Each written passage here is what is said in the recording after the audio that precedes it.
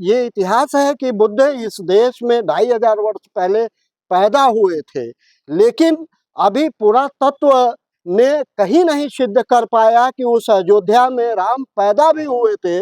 जब वहाँ खुदाई हुई तो बुद्ध से जुड़ी चीजें, विहारों में बुद्ध की मूर्तियों को टिकुली, नथनी और चुनरी, सिंदूर लगा के उसका रूप परिवर्तित किया गया है। और वहाँ ना हमको फोटो खींचने देते हैं, न दर्शन करने देते हैं। उस गर्भगृह के चैनल को धन्यवाद दूंगा और मैं अपना परिचय बताऊंगा। मैं डॉक्टर एस पटेल, मैं बौद्धाचार्य हूँ और भारतीय बौद्ध महासभा का प्रांतीय उपाध्यक्ष हूँ और डी मास का संरक्षक हूँ। दीपदान महोत्सव कितने साल से मनाते हैं? ये छठा वर्ष है और ये हमारी गौरवशाली परंपरा रही है।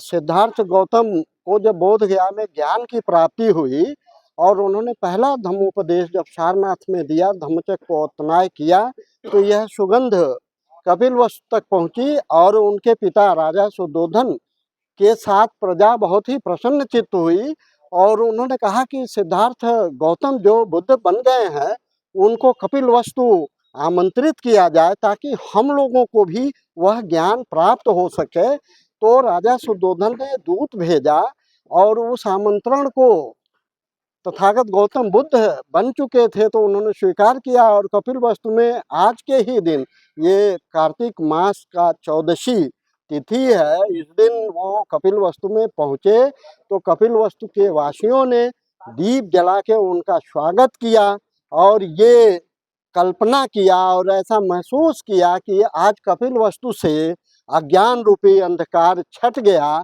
और यहाँ ज्ञान रूपी प्रकाश ने हम सबको प्रकाशित कर दिया। लोग तो इसको लक्ष्मी पूजा के नाम से अब देखिए, जैसे चीजों को रूपांतरित कर दिया गया। आज आप देखेंगे तो तमाम जो बुद्ध विहार बड़े बड़े हैं, उन बुद्ध विहारों में बुद्ध की मूर्तियों को टिकुली, नथनी और चुनरी, सिंदूर लगा के उसका रूप परिवर्तित किया गया है और वहाँ न हमको फोटो खींचने देते हैं, न दर्शन करने देते हैं उस गर्भगृह में।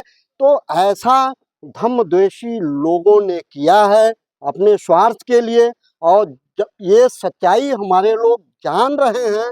पुरातत्व से ये साबित हो रहा है, बहुत सारी चीजें प्रकाश में आ रही हैं और ये अंधेरा छट जाएगा निश्चित। ऐसा कहा जाता है कि जब श्री राम वनवास से घर आए तब जाकर के दीपावली मनाया जाता है। देखिए, ये चीजों को कॉपी किया गया है, ये कॉपी किया गया है। हम 2500 वर्ष पूर्व की बात करते हैं और ये इतिहास है कि बुद्ध इस देश में 2500 वर्ष पहले पैदा हुए थे, लेकिन अभी पुरातत्व ने कहीं नहीं सिद्ध कर पाया कि उस अयोध्या में राम पैदा भी हुए थे।